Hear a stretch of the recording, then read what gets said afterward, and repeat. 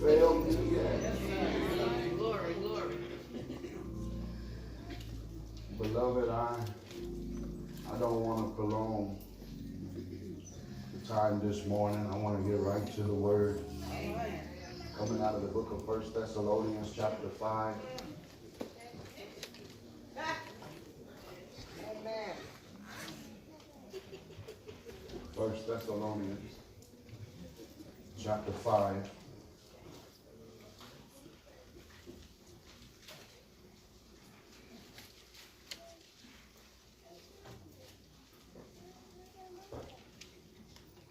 And I'm going to look at verse 24.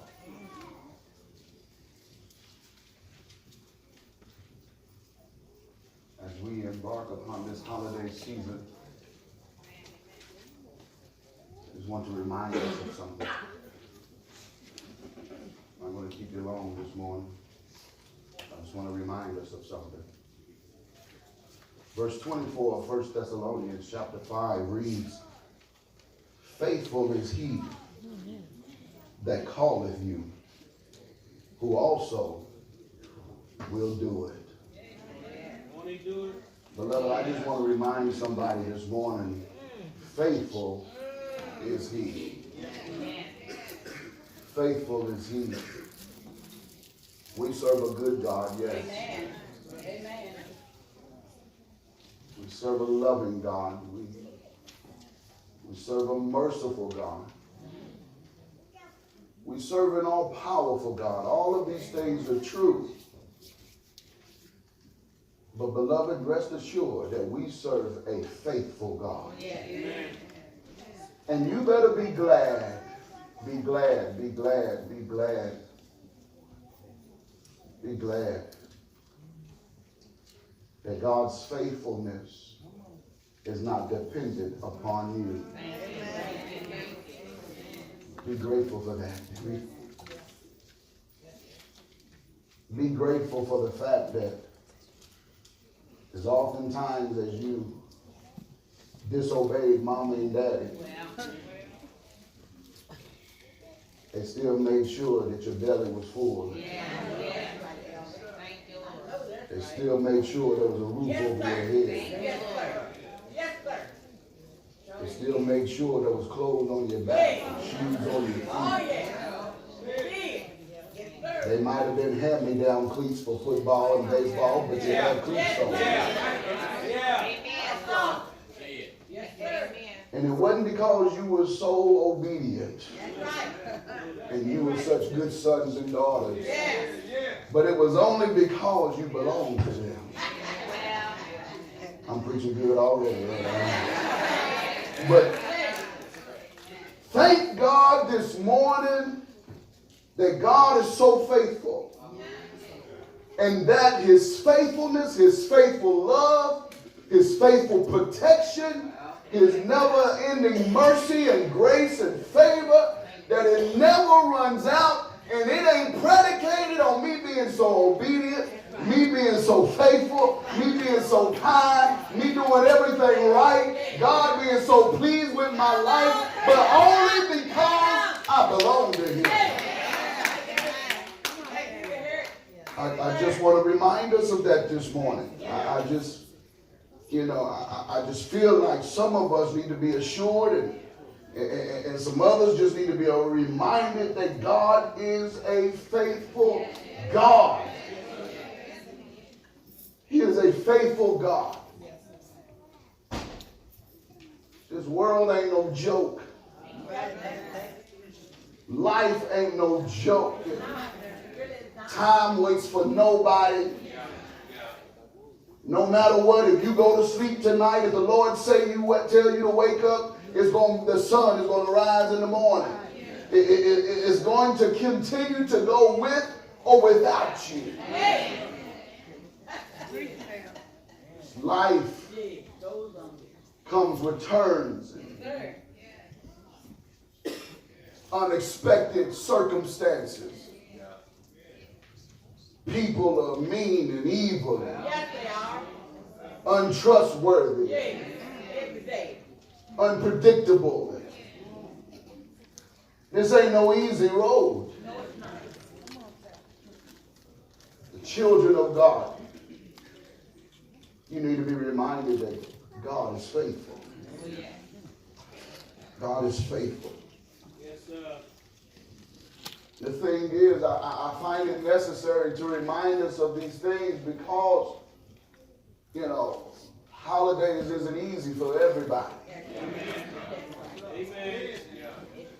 The holidays aren't easy for everybody. Some of us got some memories from the holidays that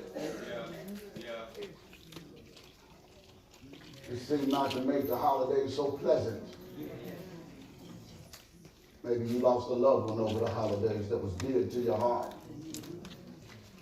Maybe you had some struggles over the holidays that caused you to no longer look forward to them.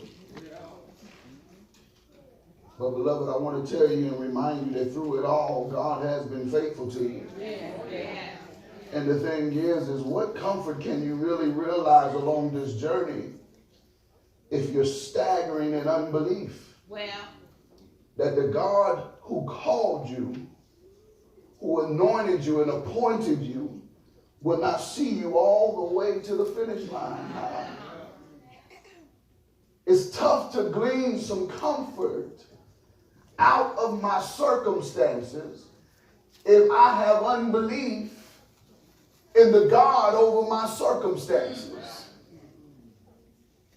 It's hard for me to get some comfort when I'm sick or when I'm dealing with disease if I don't trust that the God of all comfort can not only heal me, but he can put a smile on my face while I'm going through. Where can I glean some comfort? If I'm staggering, if I'm shaky on the promises of God. Beloved, the writer here, Paul, was writing to the church at Thessalonica, and he was trying to render unto them some comfort here in his closing remarks. Beloved, we must be like Abraham. We must be like Abraham, as Paul identified in the book of Romans. He said that we must be like him and look not at ourselves. I know it's tough not to look at ourselves when we're going through. But Abraham, God told Abraham he was going to be a father of many. Told him, look at the stars. Your children will outnumber the stars. Beloved, Abraham couldn't believe this because Abraham was a man in his old age. Abraham was near 100 years old. And not only that, but his wife Sarah, her womb had been dead all her life. Never bore any children. Not only was she old, but her womb was barren. And God told him he would be father of many nations. Beloved, we got to be like Abraham. And when God makes a promise, we need to not look at what's going on around us. Not only that, but we have to be able to look past ourselves. Because see, when we look at ourselves, we see our inadequacies. We see our faults. We see where we don't measure up. We see our weaknesses. But baby, there is one who makes up for all of your weaknesses. There is one who tells us that when we are weak, he is strong.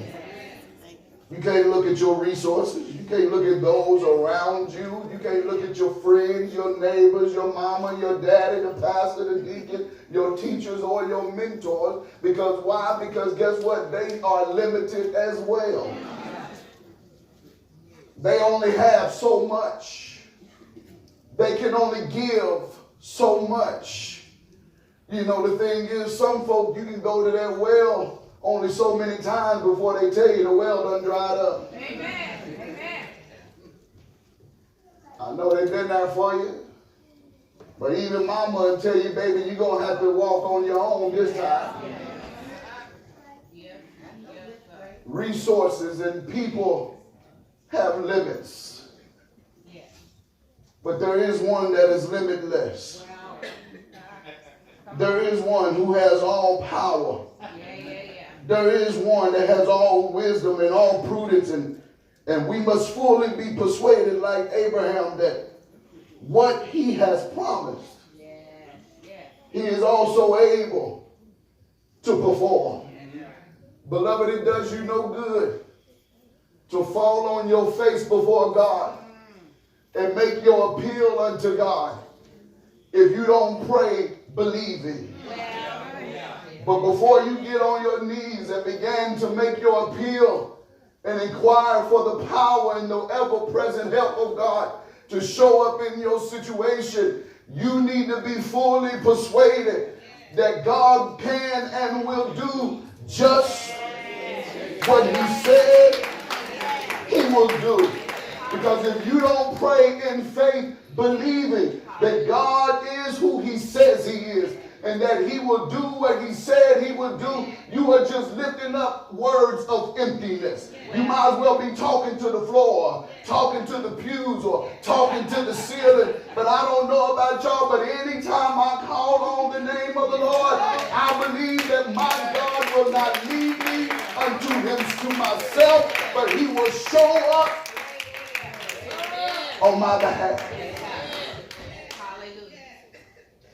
I believe God will show up on my behalf. You might look at me and you might ask me, well, why do you believe it? I believe it because he's done it before. I believe it because when I look back over my life and in the places that I've been and the situations that I've been in and the places where my mind has taken me, anytime I've called on God, he's always shown up to see about me. He didn't come in the way I wanted him to all the time. He didn't come when I wanted him to all the time. But baby, he always showed up right on time, and he gave me whatever it was I stood in need of. If I needed my weary eyes to be wiped, he came with some Kleenex in his hand. If I needed my head to be picked up, his spirit will lift up my heart of mourning and grief. Baby, God will render unto you whatever you stand in need of. I just wonder if there's just 2 or 3 witnesses in here with me who have tried it for yourself. You've been down and out. You've gone through some heartaches. You've gone through some hurt. You've gone through some sickness and some pain. I just want to know, is there anybody who has tried him for yourself and God did not show up on your behalf? I just wonder if there's anybody that knows God's faithfulness. My God is faithful. He's faithful, I tell you. He has it all in his hands. God will do just what he said he will do. Beloved, if God said it, that settles it. You have to be able, no matter how crazy it may look, no matter how impossible it may appear, no matter how when you look at everything around you, it tells you it's not going to happen for you. Baby, if God says it's yours, it's yours. If God says that he has this for you, then baby, it's for you. If God tells you to get to the other side and to walk through the door that looks like it's not meant for you, that door looks too big for you to be walking through, that door doesn't look like you have what's needed to go through that door. Baby, if God said to step out of the boat, then you better step out of the boat. If God said move, you better move. If God says stand still, then you better stand still. If God says open your mouth, then you better open your mouth. When God tells you to shut up and listen, then you need to shut up and listen. When God tells you to swallow your pride, then baby, swallow your pride and humble yourself before Almighty God. But whatever God tells you to do, be obedient to his word. Does anyone believe God at his word?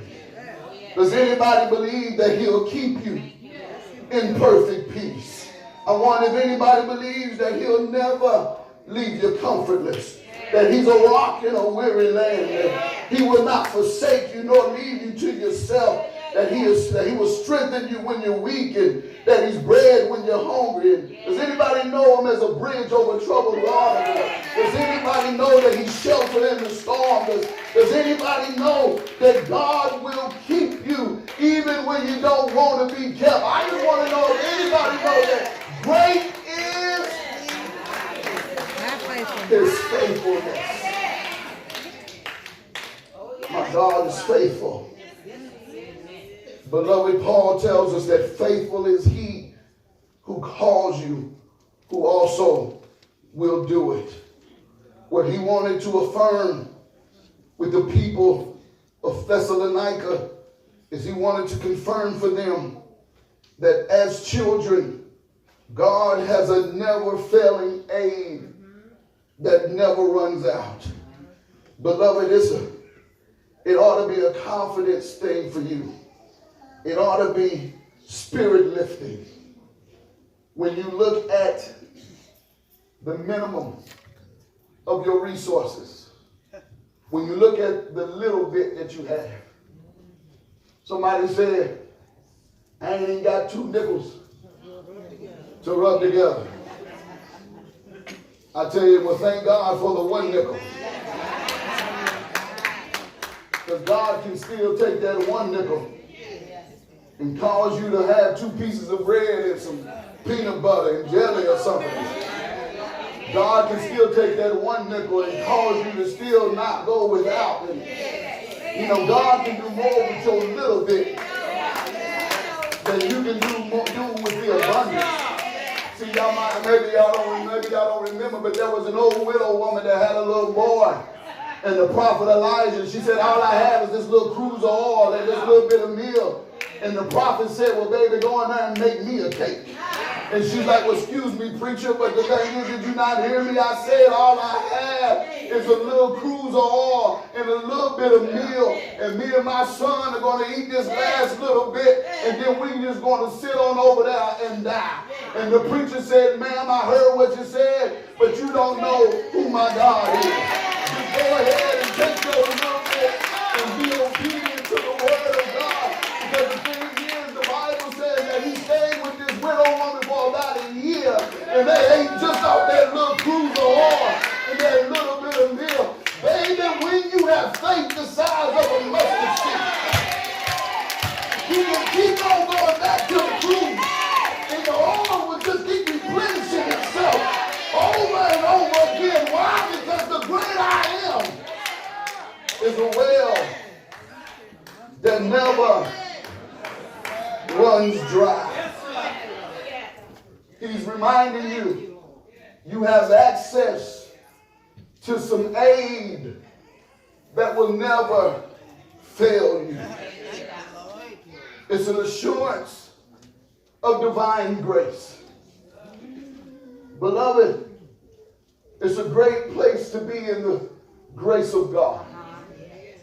In the hands of a mighty God is a good place to be. Because being sons and daughters, see, you can put expectations on God. Oh, that's good news. See, the thing is, I don't know about y'all, but when I was a child, I didn't worry about how I was going to eat that day.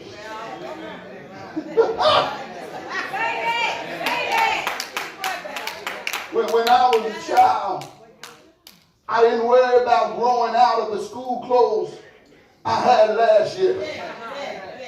I knew that come August, I'm going to get some new clothes.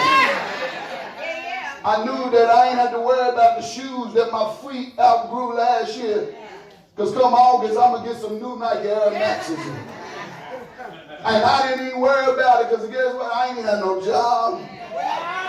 I had no money. I had no resources. But baby, I had some expectations on the one who I called my mother and my father.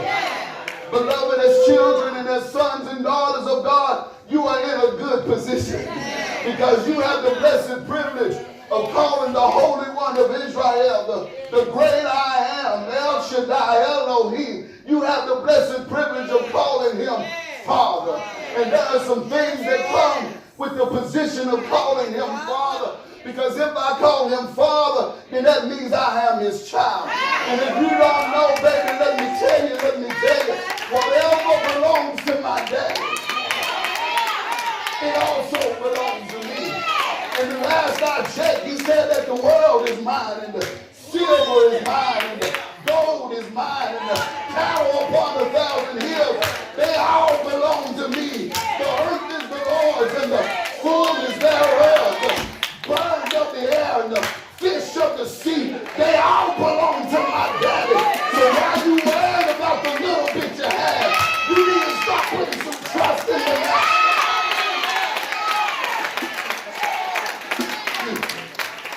Let me run on home. Let me get on home and get out of here because Greg got me on the clock and I said I was going to do this a little bit. But the Bible says he made you a couple of promises here. He made you a couple of promises here, see, because he said that he will do it. When I back up to verse 23, the first promise he told me is that he's going to sanctify me holy. That's what he said he's going to do. He's going to sanctify me holy. And this word holy, see, is W-H-O-L-L-Y for some of you English teachers in here. What he's saying is he's bringing you to a place of wholeness or completion. He's going to say, God ain't just save me and leave me to myself. But my God has made me some promises. And he promised to conform me to the image of his son. What that means is God is in the process of cleaning me up a little bit. God is in the process of making me look brand new. God is in the process of putting me in the fire and making me look like Jesus. God is in the process of squeezing me a little bit. God is in the process of cutting some things out for me. God is in the process.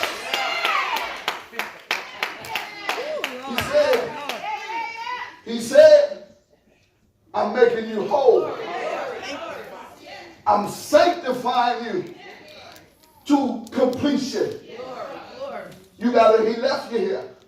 He didn't just save you and take you on to glory. You were that thief on the cross where he said, this day you shall be with me in paradise. God introduced himself and then he left you here. And he left you here because he got some work for you. He left you here because he has an assignment for you. He left you here because he don't like the gifts that he has endowed you with to go to waste. So God says, in order for me, I gotta get you to the purpose of me calling you. But the thing is you cannot meet your purpose in the shape that you're in. Because the thing is, when I get you over here, you're going to deal with more over here than what you ever thought you was dealing with before. And what you can't do over here is respond to people the way you used to respond to people. Come on. You can't react to stuff over here. The same stuff that bothers you over here can't bother you over here. It's going to be worse over here. They're going to talk about you more over here. They're going to hate you more over here.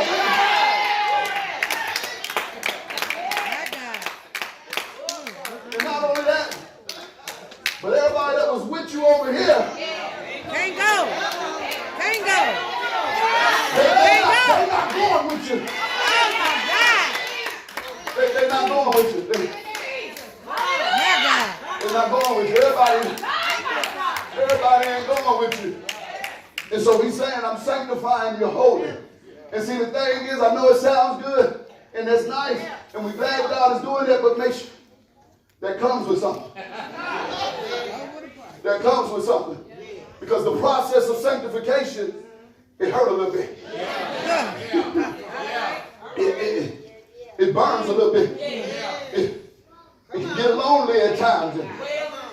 It will require some suffering at times. It may require you to bleed every now and then. It may require you to cry every now and then. It may require you to cry out unto the Lord every now and then. Every now and then it calls you to look to your left and look to your right and look in front of you and look behind you. And the next thing you know is that all you can do is look up.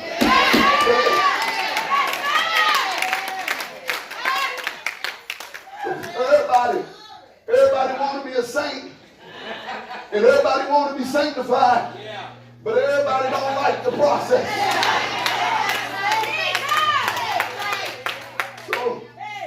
So while you're going through what you're going through, I have to tell you that you got to go through it. But the good news is, see, God gave us some instructions on how to deal with what you're going through. Thank the Lord. He told us, if I just back up just a little bit, Paul didn't go too far. But in verse 15 of chapter 5, he told him, he said, see that you don't render evil for evil. That's what he said. Right. I know Moses told you an eye for an eye. But Jesus said, turn the other cheek. Because Jesus said in Matthew 7, he said to do unto others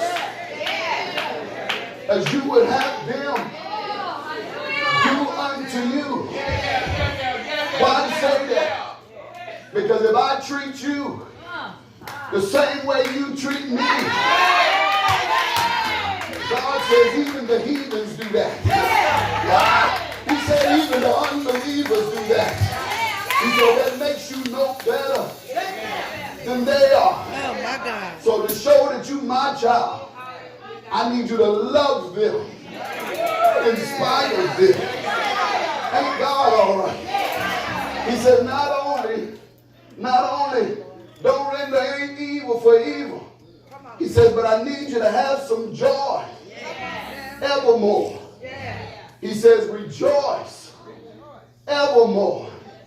It reminds me when Paul said before, he said, rejoice, and again I say, rejoice. In other words, what he's saying is he's saying that you need to have joy even in the midst of pain.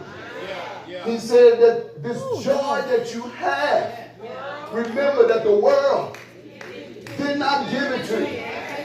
And since the world didn't give it to you, then what's going on in the world should not be able to rob you of the joy that I have. Ain't the Lord all right? Because your joy and your hope, it can't be built on people. It can't be built on money. It can't be built on my family. It can't be built on my home. It can't be built on my job. But baby, your hope better not be built on nothing less than the blood of Jesus and his righteousness. And then he tells us to pray without ceasing. Ain't the Lord good? What are you saying, Paul? I can't pray all day long because I got to go to work. I got to pick up my kids. I got some other things I got to do. I can't constantly stay in prayer. Baby, what Paul was telling you is to never get your mind off of Jesus. But in every situation, keep your mind stayed on the Lord. Praying without ceasing. Praying continuously. Keeping your thoughts on glory. Keeping your mind on heavenly things and not worldly things. He tells them in everything to give thanks unto the Lord. What are you saying here? He's saying that you got to bless the Lord at all times. Not just when things are going the way you want them to go. Not just when God blesses you the way you want him to bless you. But baby, bless the Lord when you're up. And then bless the Lord when you're down. Bless the Lord when you got plenty. And bless the Lord when you got just a little bit. But baby, in all things, give thanks unto the Lord. If all you got is a morsel of bread, Father, thank you for this bread. If all you got is a sip of water, Lord, thank you for this water. If all you got is one suit, one dress, one pair of pumps, one coat, one hat, one pair of shoes, you better bless the Lord at all times. Because there's somebody that's even got less than you. There's somebody that ain't got no shoes. There's somebody that don't have no bread. There's somebody that don't have a coat anymore. There's somebody thank God all right. So you better be able to bless the Lord while you got a chance. And the Lord is good. Ain't he all right? Ain't he been faithful? Shout yeah.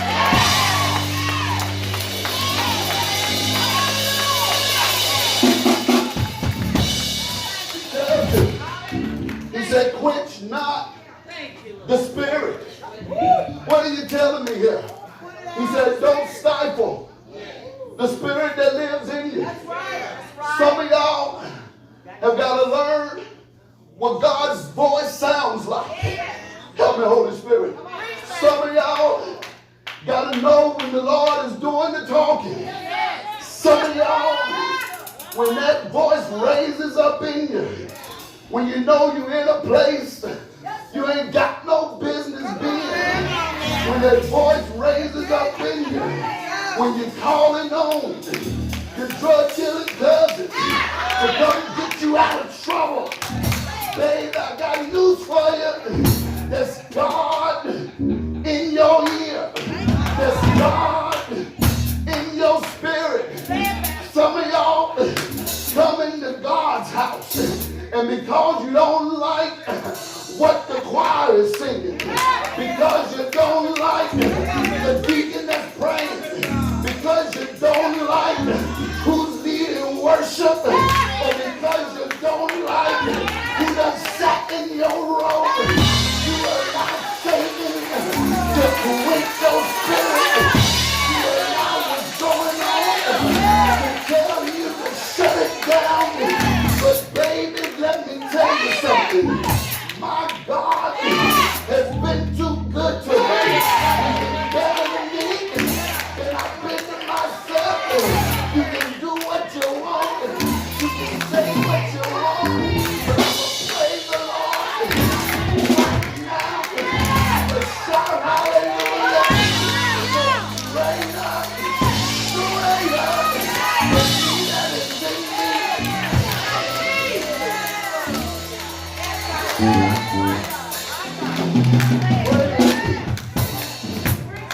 That is in me than he that is in the world. And my God is bigger than whatever is going on. Lastly, he said, despise not prophesying. Despise not prophesying. The thing is, I told my Bible study class, God ain't saying nothing new. These jacklegs that want to come to you, talking about some new revelation they got from the Lord, or want to come to you and tell you what God told them to tell you. He said that don't despise all prophesying. But he said, prove all things. Some of y'all got some other translations there. It says to test. And, or to try. Baby, what is he saying to try it against? Because see, to test something or to try something, you're measuring it against.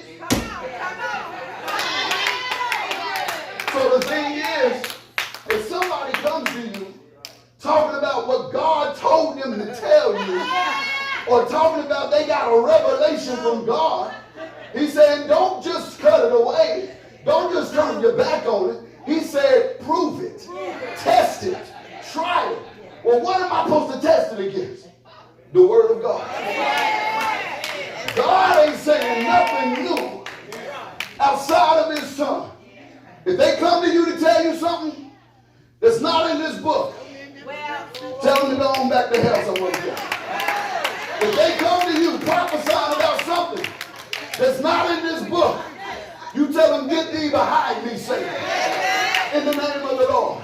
He said to test them. But baby, you can only test God against God. Do y'all hear me? He said test them.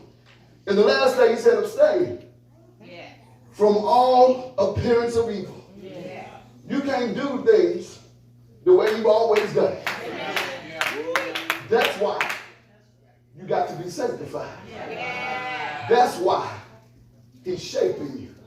And it hurts to be pressed on. It hurts to be squeezed. It hurts to be cut. It hurts when people leave you. It hurts when God cut away your best friend. It hurts. Those things hurt. When God takes your job. When God takes your resources. Those places, being in the fire ain't comfortable. But it ain't supposed to be comfortable. But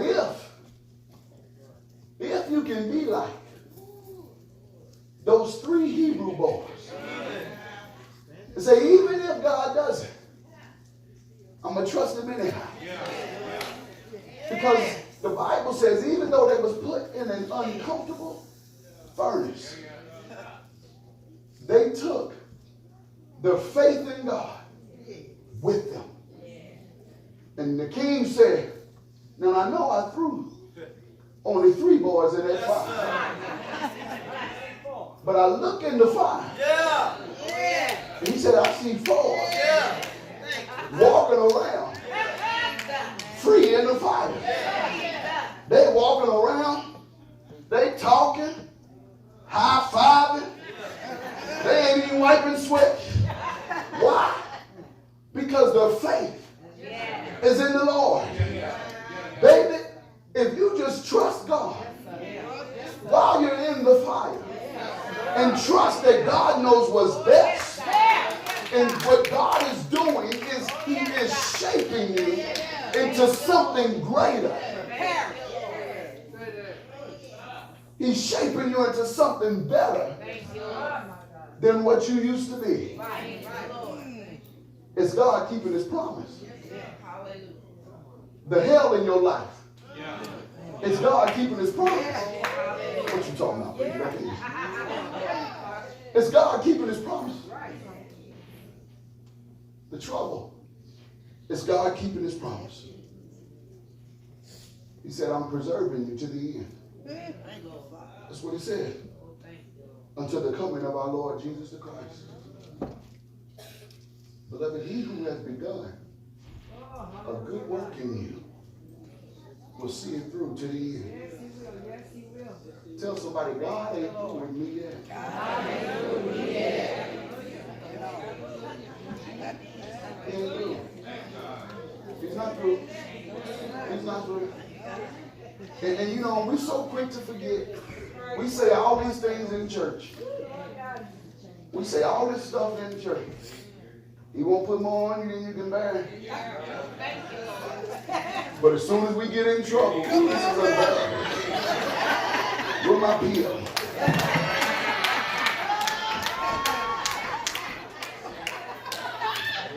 Ooh, somebody's pouring me a shot. Ooh, somebody roll it up. I can't take this. Call Junebug again. Call Junebug. know you got it.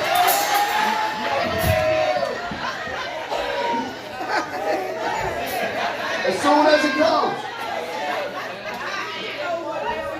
As soon as it comes.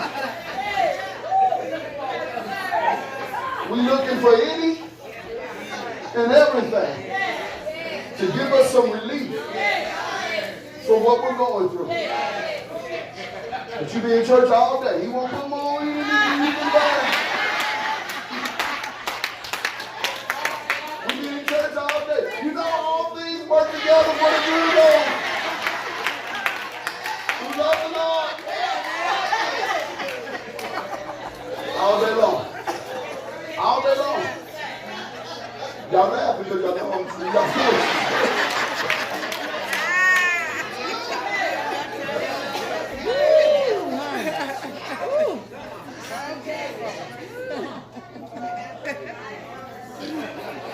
Well, the truth of the matter is,